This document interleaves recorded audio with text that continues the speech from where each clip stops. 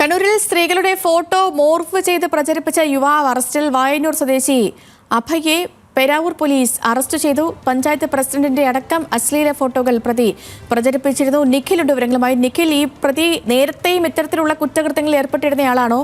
എന്താണ് ഈ കുറ്റകൃത്യത്തിന്റെ പശ്ചാത്തലം? തീർച്ചയായും സേതുലക്ഷ്മി, ഇയാൾക്കെതിരെ സമാന കേസിൽ നേരത്തെയും ഒരു കേസ് ഉണ്ടായിരുന്നു എന്ന് തന്നെയാണ് പോലീസിൽ നിന്ന് ലഭിക്കുന്ന വിവരം. പക്ഷേ പോലീസിൽ നിന്ന് തന്നെ ലഭിക്കുന്ന മറ്റൊരു വിവരം, ഇയാൾക്ക് മറ്റാളുകളുടെയും സഹായം ലഭിച്ചതായുള്ള ഒരു സംശയം പോലീസിനുണ്ട്.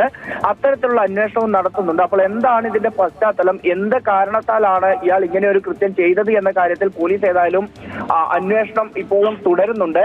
ഏറ്റവും പ്രധാനപ്പെട്ട കാര്യം എന്ന് പറയുന്നത്, ഒരു പ്രദേശത്തെ സ്ത്രീകളുടെ ആകെ ഫോട്ടോ എടുത്തതിന് ശേഷം അത് മോർഫ് ചെയ്ത് സമൂഹ മാധ്യമങ്ങളിൽ പ്രചരിപ്പിക്കുന്ന ഒരു രീതിയിലേക്കാണ് ഇയാളുടെ ഈ കുറ്റകൃത്യം പോയിരിക്കുന്നത്. അതുകൊണ്ട് തന്നെ അതിനെ വളരെ ഗൗരവത്തോടെ കണ്ടുള്ള ഒരു അന്വേഷണം പോലീസ് നടത്തുന്നുണ്ട്. ഏതായാലും ഇയാളെ ഇപ്പോൾ ചോദ്യം ചെയ്ത് വരികയാണ്. വിശദമായ കാര്യങ്ങൾ ചോദ്യം ചെയ്യലിൽ നിന്ന് വ്യക്തമാകുമെന്ന് തന്നെയാണ് പോലീസ് കരുതുന്നത്. ഈ കൂടുതൽ ആളുകളുടെ സഹായം ലഭിച്ചിട്ടുണ്ടോ എന്ന പോലീസിന്റെ സംശയം നിലനിൽക്കുന്നു.